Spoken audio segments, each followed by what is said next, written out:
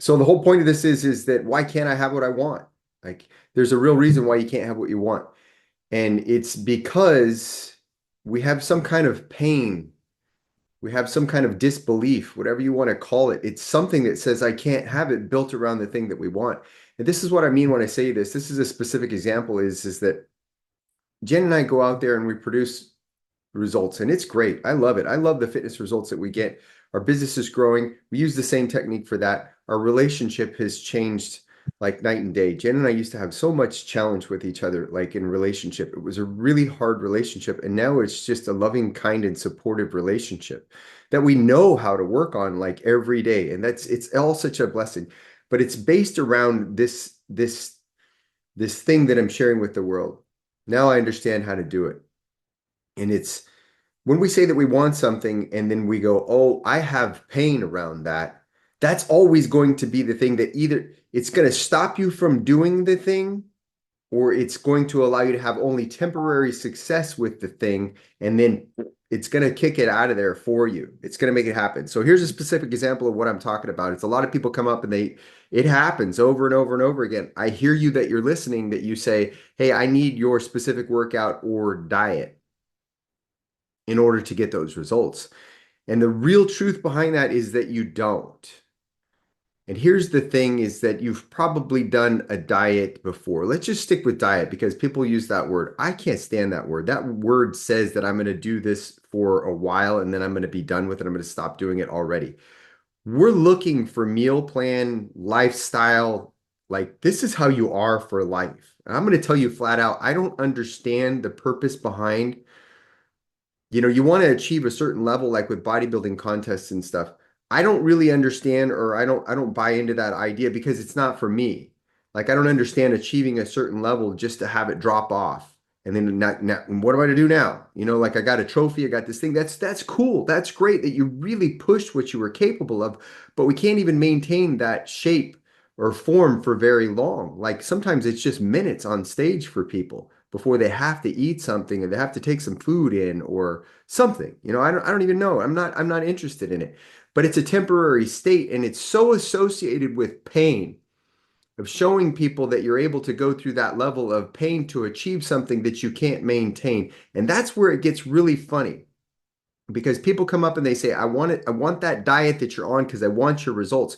We're not on a diet. Like this is a lifestyle that we're living. And if you think that it has to be about a diet, that implies that you have some kind of restriction behind it. It has to be something that you have these dualistic things that are happening, right? And here's what the dualistic things are is that in order to get these results that I really want, I must be super restricted and have this thing that like I can't eat these foods and I'm going to be whatever. And I know that there's pain behind that because you go, well, what's the hard part about being on a diet, as you say, is well, when I get into the social aspect of things, I can't be around people. I can't, eat normal food. I People even have it built in is like in order to be in good shape, the food can't taste good. So you have this dualistic thing going on. And this like one, if you really see that, you go, well, why would you ever want to move toward this thing if that's what you think it is? Because there's so much pain involved in that. Like the first thing is like, I'm not going to do that. Like, no. But then if you decide that you're going to do it, you realize that you're going to endure a ton of pain over here is like, oh, I can't have the social, I can't have good tasting food, I'm gonna have to be in the kitchen all the time, I'm gonna have to be shopping, I'm gonna have to prepare these foods, all pain, pain, pain, right? Never realizing or listening to what we're talking about is that the belief and the mindset behind it all is that both of those things could actually go together. You can actually create that space. And that's what Matt and Jen are showing you is that we love the food that we eat. And no, you can't blame that on genetics. Genetics play a small role. Some people can get results faster than other people. Jen can get results faster than me, but it doesn't matter. Genetics doesn't even play a role into it in terms of either you're going to get your results in a short amount of time or a longer amount of time, but who cares?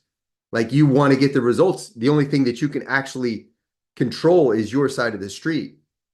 So we go back to that thing and we go, well, what if you could actually enjoy social situations. You could actually learn how to function in those situations and eat foods that are best for you in those situations. And you could have these awesome results that you want too. What would that really be like? And that's where you push up into a space with people. They go, "Oh my gosh, that's just no, no, no, no. That's not just pop. It's not possible." Yes, it's very true that it's not possible for you. That's the belief that's actually holding you back. But that's not the belief that holds us back because we live that life. And that's a practice.